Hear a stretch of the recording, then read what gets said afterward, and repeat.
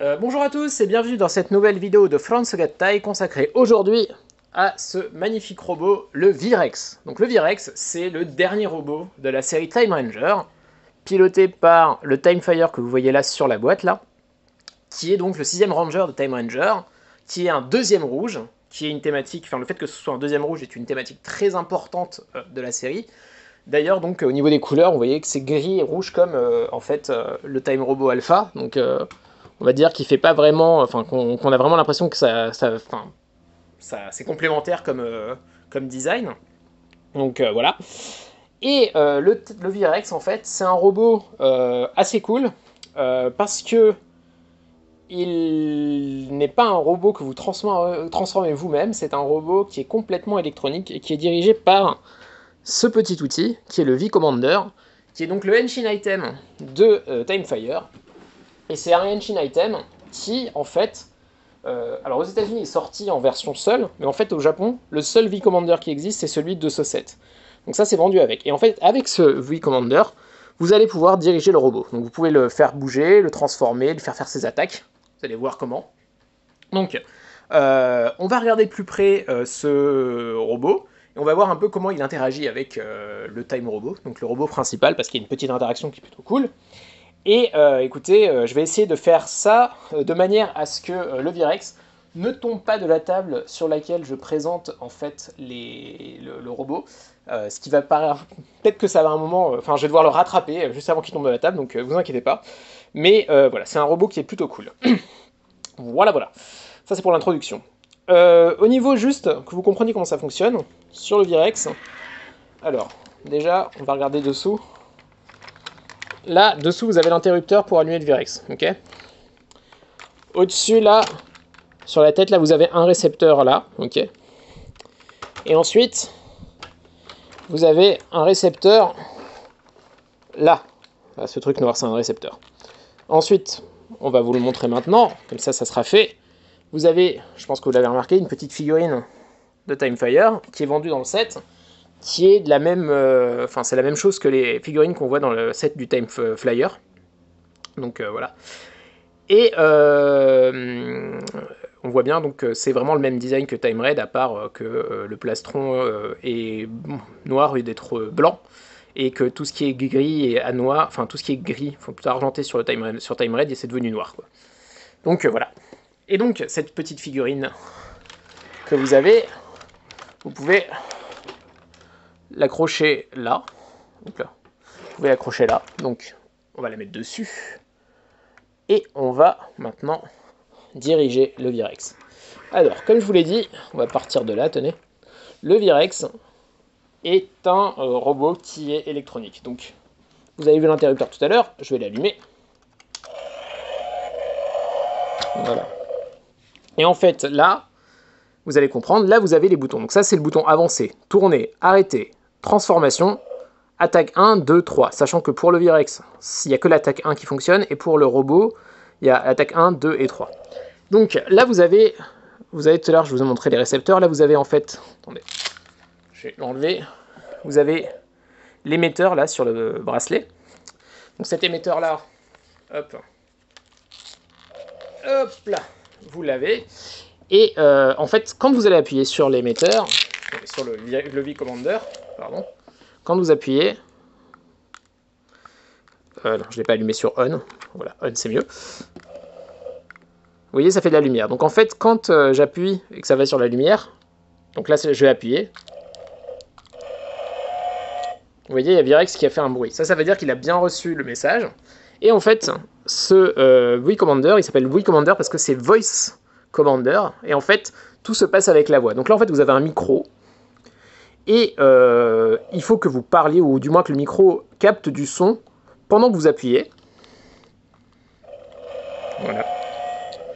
Donc s'il capte du son, en fait, ça va lancer ce que vous voulez faire. Donc avancer, reculer, enfin avancer, tourner, tout ça. Donc je vais faire ça hors écran, parce que ce sera plus simple pour moi, mais sachez qu'à chaque fois que vous entendrez le Virex faire son cri de dinosaure, ça sera parce que j'ai appuyé, et donc quand il y aura l'action qui sera faite, c'est parce que j'aurai parlé. Je vais taper sur le micro parfois, mais sinon je peux juste faire... Enfin non, je vais faire des noms d'attaque, ça sera plus rigolo. Donc on est parti, on va d'abord faire avancer le Virex. Virex, avance.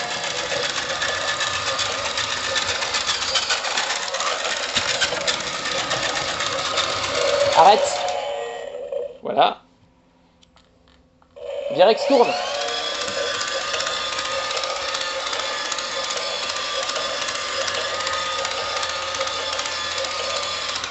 Voilà. Virex, tourne. Ah, non, il n'a pas voulu. Virex, tourne.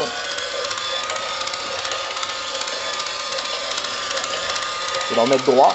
Arrête. Non. Bon, il veut pas se remettre droit comme il faut. Je vais le faire à la main. Désolé pour ça. Et donc, hop, on va maintenant faire son attaque. Alors, l'attaque, c'est le Rex Laser. Donc, c'est en fait, il va tirer des lasers de là. Vous allez voir, ça va clignoter vert. Rex Laser. Voilà, donc ça fait ça. Et je crois que c'est à peu près tout ce qu'il y a à voir sur le mode Virex. Donc, écoutez, on va passer au mode Virex Robot. Donc, le mode Virex Robot, c'est en appuyant sur ce bouton-là. Donc, on est parti. On va le mettre comme il faut.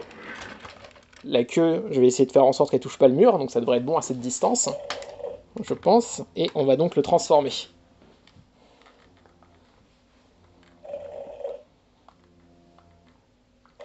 Voice Formation.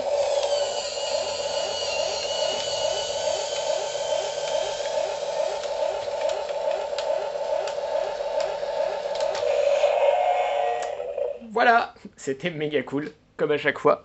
Donc attendez, je vais le refaire en mode Virex, pour que vous voyez bien. Voice Formation.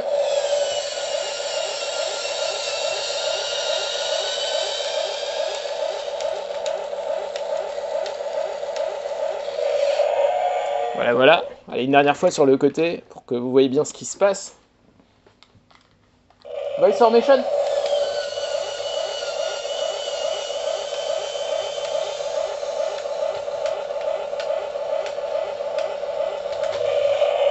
Voilà. Tourne, Virex. Stop. Yes, je suis arrivé du premier coup à le mettre en face. Je suis hyper content. Voilà, voilà. Donc, ça, c'est pour le mode Virex Robot. Alors, vous pouvez fixer le time fire. Oups là, je sais pas si vous allez voir, mais oui, là, vous avez... Oups là. Là. Et là, vous avez de quoi le mettre. Dans la série, en effet, il est toujours sur l'épaule du robot. Il n'a pas de cockpit, le Virex. Donc, hop là. Le Virex, il joue un rôle important dans la série à un moment. Vous verrez. Si vous regardez la série. Et hop, je vais me mettre en face. Hop, ouais, ou sur le côté. C'est mieux sur le côté pour voir ce qui se passe. Donc, on va faire les 3 attaques. Ah oui, avant, juste, vous allez voir, il y a des choses qui vont se passer sur les bras, mais sachez que les bras ils sont articulés, ce qui est assez dingue en fait, alors qu'il y a de l'électronique là-dedans. Les bras sont articulés, voilà.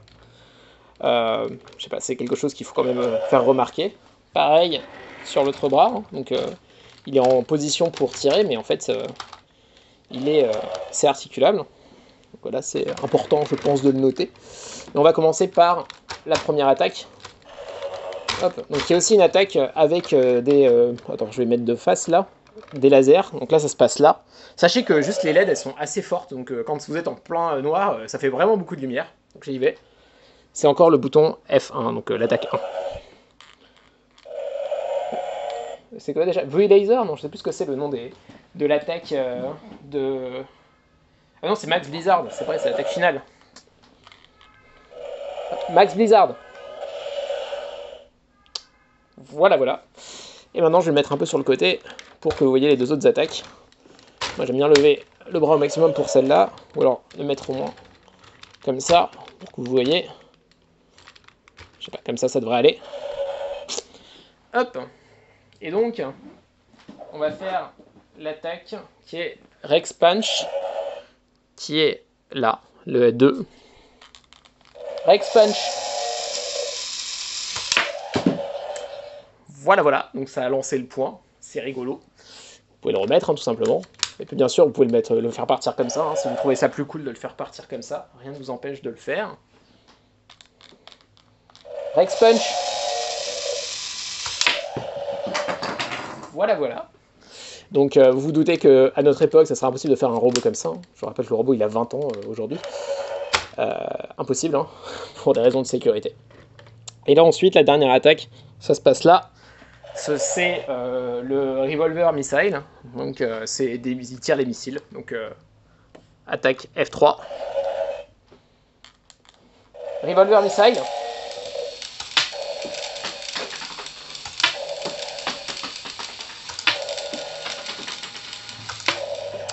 Voilà. Donc peut-être que je vais le faire les deux derniers dans ce sens-là pour que vous voyez bien. Revolver missile.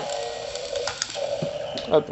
Alors, petite explication en fait, les missiles ils vont pas tous partir. Ils vont partir du moment que vous restez appuyé sur le bouton. C'est-à-dire que quand vous relâchez le bouton, alors je vais éteindre ça pour pas trop qu'il fasse de bruit. Quand vous relâchez le bouton en fait, ben ça arrête de tirer les missiles. C'est pour ça que j'ai pu en tirer qu'un. Je vais ramasser les missiles qui sont partis loin.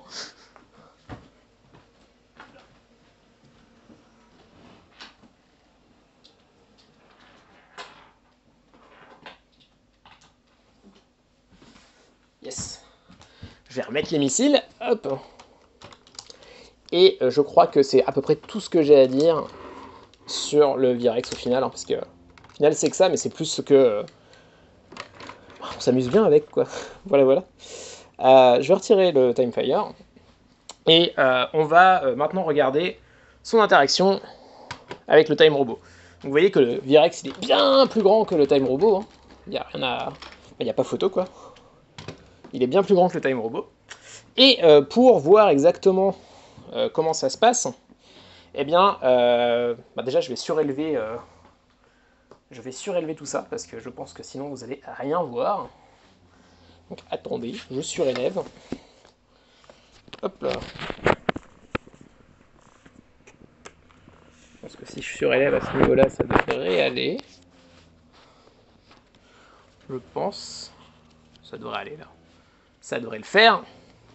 Et je vais juste retransformer le Virex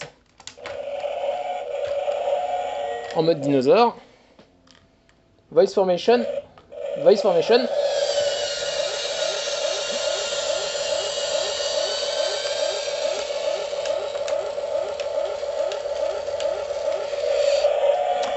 Voilà. Donc, je vais l'éteindre parce que ça sert à rien. Et je vais vous expliquer comment on assemble le Time Robot. Je vais soulever la caméra. En fait, là, c'est très simple. Là, vous voyez, vous avez un endroit où il y a des petits picots pour que ça puisse tenir. Et vous vous demandez. Et en fait, on va mettre le Time Robot dessus.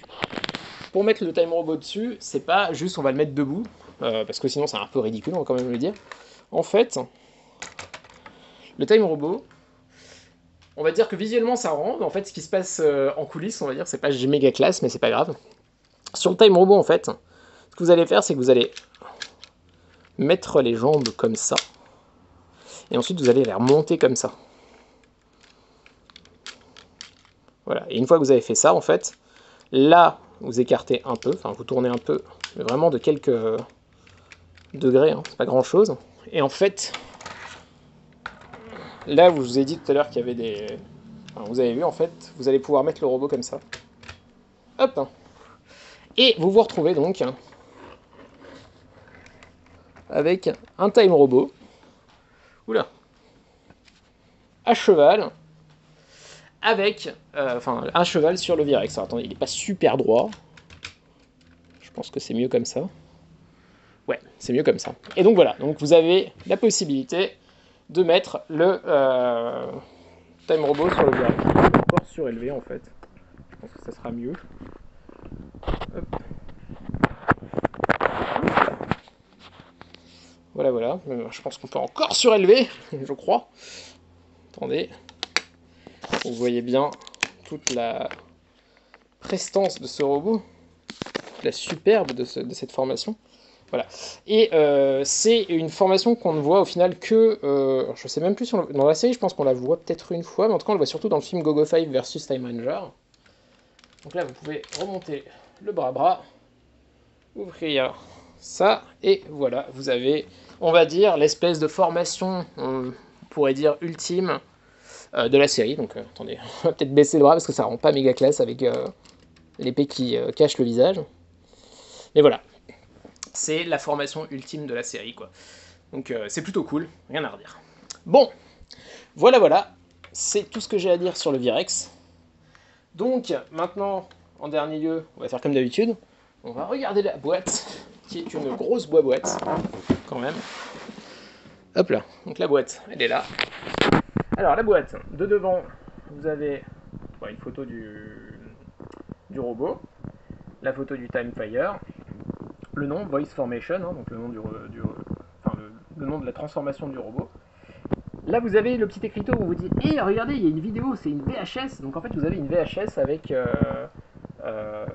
l'actrice de Time Pink qui joue le rôle de Time Pink, qui vous explique comment jouer avec le Virex. Ça existait déjà dans Liveman pour la formation avec les deux robots, pour le Super Live Robot. Ça existait aussi dans Fiveman avec le Max Magma. Et il y a aussi une vidéo dans le King Blacken, je crois, où la Telalanger vous présente tous les robots. Voilà, donc c'était une petite tradition de la fin des années 80, début des années 90, qu'ils ont refait à ce moment-là. Donc la VHS, elle est dedans. J'ai plus de magnétoscope. Quand j'étais plus jeune, que j'avais eu le Virex, j'avais pu la voir, mais là, j'ai plus de magnétoscope. C'était très drôle à voir. Et vous pouvez la trouver facilement sur internet. Bref, donc là sur le côté vous avez ça, une photo du Virex lui-même. Vous vous doutez que de l'autre côté vous avez la photo du Virex robot. Voilà. Et hop, de ce côté, enfin là arrière vous avez donc en gros sur chaque bouton ce que ça fait comme action, le contenu du set et l'assemblage avec le Time Robot. Alors le DV Defender que vous voyez là, il peut, qui est donc l'arme du Timefire, il peut diriger le Virex. C'est-à-dire que si vous appuyez sur la gâchette en direction du Virex, alors je n'ai jamais eu le DV Defender, donc je ne sais pas du tout à quoi ça ressemble, mais quand vous appuyez sur la gâchette en direction du Virex, en fait, ça va pas, vous n'avez pas besoin de mettre de son, rien, et ça va créer une séquence où, en gros, si je me souviens bien, et en fait, parfois, vous pouvez l'activer, je pense que ça capte mal avec le Voice Commander, mais en fait, ça va créer une séquence où, quand il est en robot, il attaque, enfin, il avance, il tourne, il attaque, il se transforme, quand il est en tyrannosaure, il avance, il tourne, il attaque, et il se transforme, et quand il est en robot, il doit faire pareil, il attaque, enfin il fait les 3 attaques, il avance, il tourne et il se transforme, je crois.